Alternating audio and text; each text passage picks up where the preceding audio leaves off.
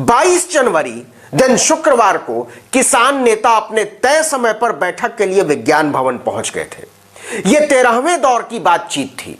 सबको किसी अच्छी खबर का इंतजार था, लेकिन 5 घंटे के बाद बाहर निकले किसान संघर्ष समिति के सदस्य एस पंधेर की त्योरियां चढ़ी हुई थीं। वो अपमानित और निराश लग रहे थे। बाहर निकलते ही उन्होंने कहा कि कृषि मंत्री नरेंद्र सिंह तोमर ने हमें 3.5 घंटे तक इंतजार कराया और 3.5 घंटे के इंतजार के बाद जब वो आए तो मुश्किल से आधे घंटे के लिए। इस आधे घंटे में उन्होंने कम से कम 5 बार यह कहा कि आप हमारे प्रस्तावों पर फिर से विचार कीजिए, आपके सामने कोई और रास्ता नहीं है। इसके बाद वो चले गए। हम इंतजार करते रहे कि वो अब लौटेंगे तब लौटेंगे। हार कर जब हमने अफसरों से पूछा कि क्या कृषि मंत्री वापस लौटेंगे, तो उन्होंने संदेश पहुंचा दिया।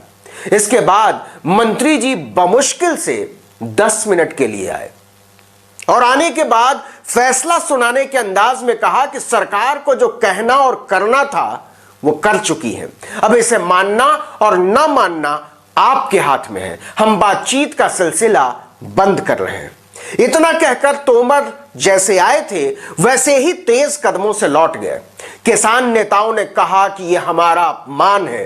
दरअसल कृषि मंत्री को कोई बात करनी ही नहीं थी। 5 घंटे में 50 मिनट भी वो आमने सामने नहीं बैठे। वो ऐसे आए और चले गए जैसे वो मालिक हो और हम उनके रहमो करम पर हों। बैठक के बाद कृषि मंत्री नरेंद्र सिंह तोमर ने खुद कहा कि बातचीत जितनी होनी थी हो चुकी। अब सरकार का आगे बातचीत का कोई इरादा नहीं है।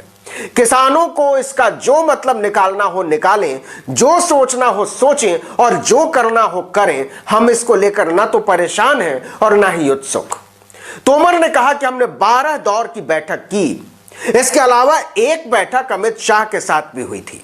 यूनियनें कानून वापसी पर अड़ी हुई हैं। हमने उन्हें कई विकल्प दिए, लेकिन वो उन पर राजी नहीं है। सरकार की राय बहुत साफ है, किसानों को उन्हीं विकल्पों में से किसी एक को चुनना होगा। लेकिन इसके बाद तोमर ने जो कहा वो किसानों को उकसाने वाला था। उन्होंने किसानों पर संगीन इल्जाम लगाते हुए कहा कि इतने दौर की बातचीत के बाद भी अगर कोई रास्ता नहीं निकला, इसका मतलब यह है कि कोई ना कोई ताकत है जो इस आंदोलन को बनाए रखना चाहती है और अपने हित के लिए किसानों का इस्तेमाल करना चाहती है।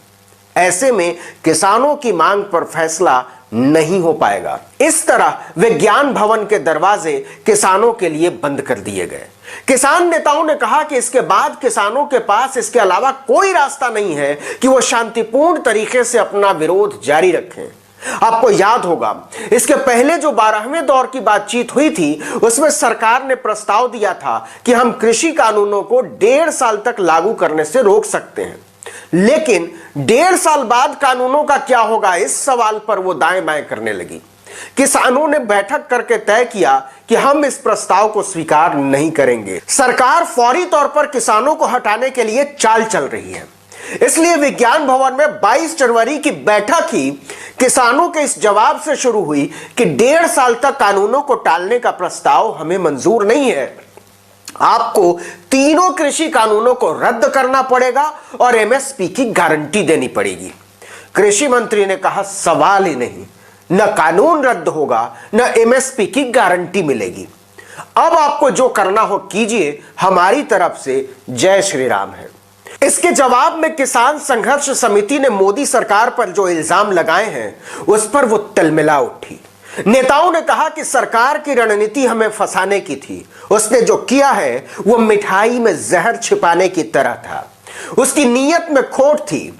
सरकार सिर्फ इतना चाहती थी कि किसी भी तरह से आंदोलन खत्म हो जाए, इसलिए हमने उनका प्रस्ताव ठुकरा दिया।